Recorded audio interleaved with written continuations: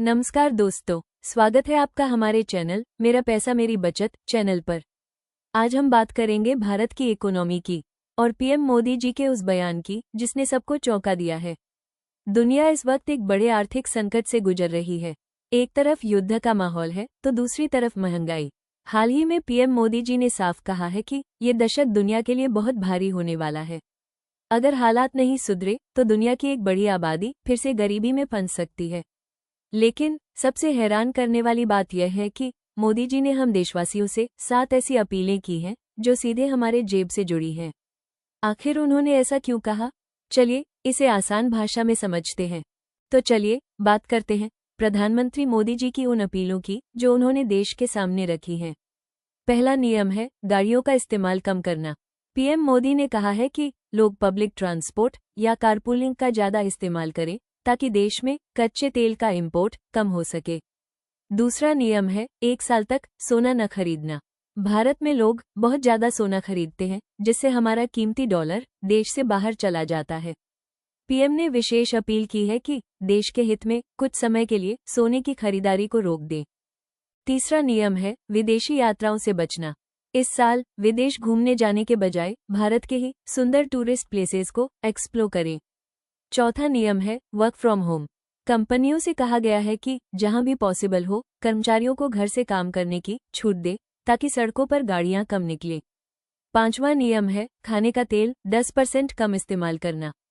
दोस्तों, अगर आपको ये जानकारी पसंद आ रही है तो मेरा पैसा मेरी बचत चैनल के इस वीडियो को अभी लाइक जरूर कर दें।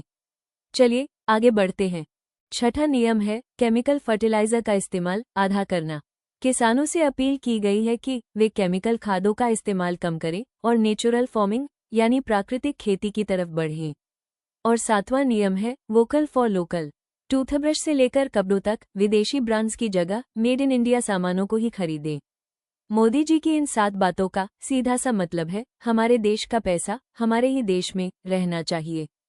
अब यहाँ एक बड़ा सवाल आता है, आखिर प्रधानमंत्री जी को अचानक ये बातें क्यों कहनी पड़ी? क्या देश का खजाना खाली हो रहा है? नहीं, ऐसा बिल्कुल नहीं है। असल में इस समय मिडिल ईस्ट में भारी तनाव चल रहा है। युद्ध जैसी स्थिति के कारण दुनिया की तेल सप्लाई पर बड़ा खतरा मंडरा रहा है। इसी वजह से इंटरनेशनल मार्केट में कच्चे तेल की कीमतें बहुत तेजी से बढ़ रही हैं। जब भारत बाहर से महंगा तेल या सोना खरीदता है तो हमें उसका पेमेंट डॉलर में करना पड़ता है और इसे ही हम फॉरेक्स आउटफ्लो कहते हैं।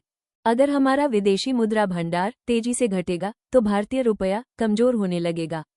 इसीलिए पीएम मोदी जी की इस स्ट्रेटेजी को एक्सपर्ट्स कंजम्पशन कटिंग कह रहे हैं, यानी डॉलर बचाने के लिए अपनी आदतों को थोड़ा बदलना। सरकार का मानना है कि ये डरने की बात नहीं है बल्कि समय रहते सावधान होने का कदम है। दोस्तों, ये बहुत जरूरी जानकारी है, इसलिए इस वीडियो को अपने दोस्तों और फैमिली के साथ शेयर जरूर कीजिएगा। लेकिन दोस्तों, इस कहानी का एक और पॉजिटिव पहलू भी है। जहां एक तरफ पीएम मोदी जी घरेलू मोर्चे पर किफायत बरतने की सलाह दे रहे हैं, वहीं दूसरी तरफ वो भारत को ग्लोबल इकोनॉमिक सुपर पावर बनाने में जुटे हैं। हाल ही में अपने विदेशी दौरों के दौरान पीएम मोदी जी ने भारतीय अर्थव्यवस्था के लिए बड़े रास्ते खोले हैं। भारत ने यूरोपियन देशों के साथ जो नया समझौता किया है उसके तहत अगले 15 सालों में भारत में $100 बिलियन का विदेशी निवेश आने वाला है। इससे देश में लगभग 10 लाख नई नौकरियां पैदा होंगी।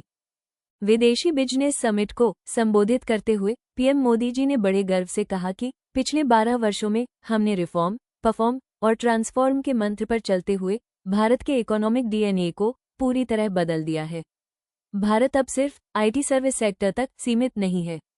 सरकार की रणनीति बिल्कुल साफ है, शॉर्ट टर्म में संकट से बचना और लॉन्ग टर्म में भारत को दुनिया का मैन्युफैक्चरिंग हब बनाना।